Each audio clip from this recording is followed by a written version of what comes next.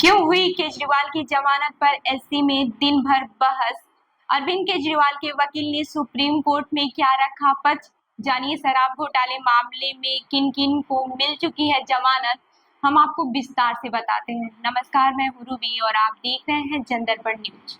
दिल्ली के मुख्यमंत्री अरविंद केजरीवाल ने अपनी गिरफ्तारी को लेकर सुप्रीम कोर्ट का दरवाजा खटखटाया, जहां उनकी जमानत याचिका पर सुनवाई के बाद आदेश सुरक्षित रख लिया गया है। केजरीवाल की ओर से दलील दी गई है कि उन्हें सीबीआई द्वारा कथित शराब घोटाले में गलत तरीके से फंसाया गया है और वे इस मामले में सुप्रीम कोर्ट से राहत की मांग कर रहे हैं। इस मामले की सुनवाई जस्टिस सूर्यकांत और जस्टिस उज्जवल भुइयां की बेंच के सामने हुई।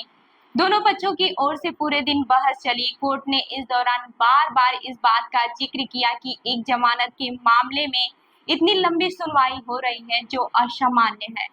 कोर्ट का रुख इस बात पर भी केंद्रित रहा कि सामान्य तौर पर जमानत याचिकाओं पर निर्णय जल्दी लिया जाता है, परंतु इस मामले में काफी समय लग चुका है। सुप्रीम कोर्ट में सीबीआई की ओर से additional solicitor general SV Raju ने केजरीवाल की जमानत का विरोध किया। उन्होंने तर्क दिया कि केजरीवाल की रिहाई से इस मामले के गवाहों पर दबाव पड़ सकता है और वे अपने बयानों से पलट सकते हैं।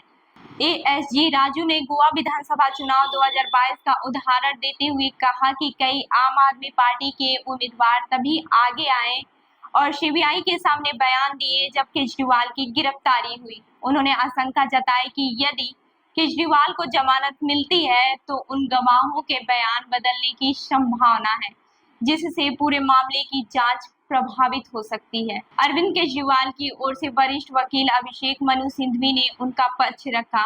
उन्होंने सुप्रीम कोर्ट के पहले आदेशों का हवाला दिया, जिसमें कहा गया था कि जीवन का अधिकार पवित्र है और इस आधार पर केजरीवाल की रिहाई की मांग की। सिंघवी ने यह भी बताया कि केजरीवाल पिछले 90 दिनों से अधिक समय से जेल में बंद है और इस आधार पर उन्हें जमानत मिलनी चाहिए। सिंघवी ने अन्य मामलों का भी जिक्र किया जहां सुप्रीम कोर्ट ने इस तरह के आरोपों का सामना कर रहे नेताओं को भी राहत दी है। उन्होंने केजरीवाल को मिले अंतरिम बेल, ट्रायल कोर्ट द्वारा उन्हें भी दी गई नियमित जमानत और फिर उस पर दिल्ली हाई कोर्ट के स्थगन का भी उल्लेख किया। सिंघवी ने कहा कि सीबीआई ने अचानक स्पेशल कोर्ट में जाकर केजरीवाल से पूछताछ करने की अनुमति मांगी, जबकि जांच पहले ही पूरी हो चुकी थी। यह सब केवल मामले को उलझाने के लिए किया गया ताकि केजरीवाल को अधिक समय तक जेल में रखा जा सके। गौरतलब है कि इस मामले में केजरीवाल के खिलाफ ईडी की जांच पहले से ही चल रही है और उस मामले में उन्हें पहले ही जमानत मिल चुकी है। हालांकि सीबीआई के मामले में जमानत मिलने के बाद ही केजरीवाल जेल से बाहर आ सकेंगे।